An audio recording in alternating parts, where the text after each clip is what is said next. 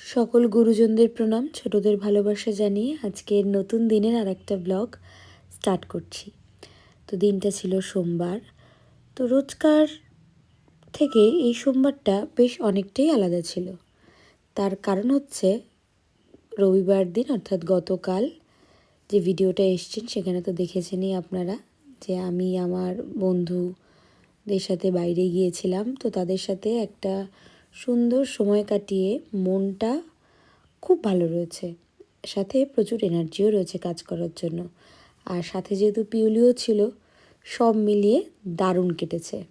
সকাল সকাল উঠেই আমার যা যা করণীয় আমি সেগুলো এক এক করে করে নিচ্ছিলাম। আর দেবাশিসও ইতিমধ্যে উঠে গিয়েছিল, তো রান্নাঘর থেকে টুকটাক জিনিসপত্র বার করে আমাকে একটু হেল্প করে দিচ্ছিল। যেহেতু গতকাল আমি চিট ডে ঠিক বলবো না, বাট ইভিনিংয়ে যেহেতু আমি অনেক উল্টোপাল্টা খেয়েছি, তো আজকে ডায়েট প্ল্যানটা স্যার কিন্তু পুরো চেঞ্জ করে দিয়েছে। তো সকালে আমাকে স্যার ব্রেকফাস্টে দিয়েছিলেন চিয়া সিডস, যেটা শুধুমাত্র জল দিয়ে ভেজানো, সাথে ছিল প্রোটিন পাউডার। আর দুপুরে আমাকে বলেছিলেন খেতে 300 গ্রাম ফল, কলা বাদ দিয়ে যে কোনো ফল, আর সাথে ছিল 5টা ডিমের সাদা অংশ। তো আমি একটু আমার নিজের টেস্টের জন্য বলেছিলাম হাফ টিস্পুন অয়েলে আমি একটু ওটা ভেজে খাবো। তো তার জন্য আমি এইদিকে পেঁয়াজ আর লঙ্কা সাথে কেটে নিচ্ছিলাম। যেহেতু গতকাল অনেকটাই রাত করে ফিরেছি, স্কুলের বেশ কিছু পেন্ডিং কাজ ছিল, সেগুলো আমার করা হয়নি। তাই জন্য যখন ওই গরম জলের পাটটা সামলাচ্ছিলাম তখনই ওগুলো একটু খেতে খেতে আমি ল্যাপটপটা নিয়ে বসে গিয়েছিলাম। আর তারই মাঝখানে যখনই সময় পেয়েছি তখনই এই দিকের এই টুকটাক কাটাকুটির কাজগুলো করে নিচ্ছিলাম। কিন্তু সত্যি কথা বলতে কি জানেন তো, সকালে উঠে কাজ করতে গেলে তখন আমার না অনেক বেশি দেরি হয়ে যায়, বিশেষত স্কুলের কোনো কাজ করলে। তো যাই হোক, আমি তো কড়াইতে যেমনটা আপনাদের বললাম যে আমি হাফ টিস্পুন অয়েল ইউজ করেছি।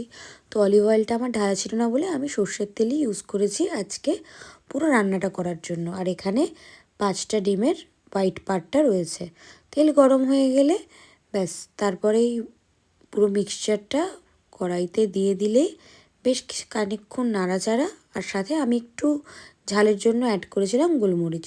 সবটা করে বেরোতে বেরোতে বেজে গিয়েছিল 9টা 21, যেটা কিন্তু অনেকটাই দেরি। তার উপরে আজকে স্কুলের একটা ইন্সপেকশনের জন্য পরতে হয়েছিল শাড়ি।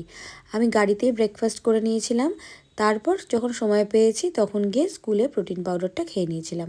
প্রোটিন পাউডার কী খাই, কীভাবে খাই সেটা তো আপনারা দেখেছেন।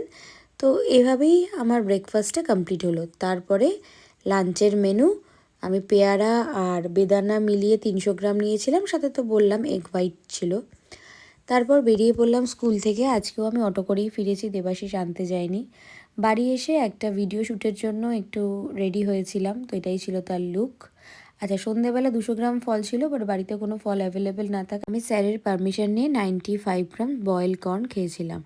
আর সাথে ডিনারে খেয়েছিলাম চিকেন স্টু। তারপর বেরিয়ে গিয়েছিলাম পড়ানোর জন্য। পড়িয়ে যখন বাড়ি ফিরছি তখন ঘড়িতে বাজে 10টা 35। তখনও আমরা বারাসাতে, আর সাথে তো বৃষ্টি লেগেই আছে। এইভাবেই পুরো দিনের সমস্ত কাজকর্ম শেষ করে অবশেষে বাড়ি ফেরার পালা।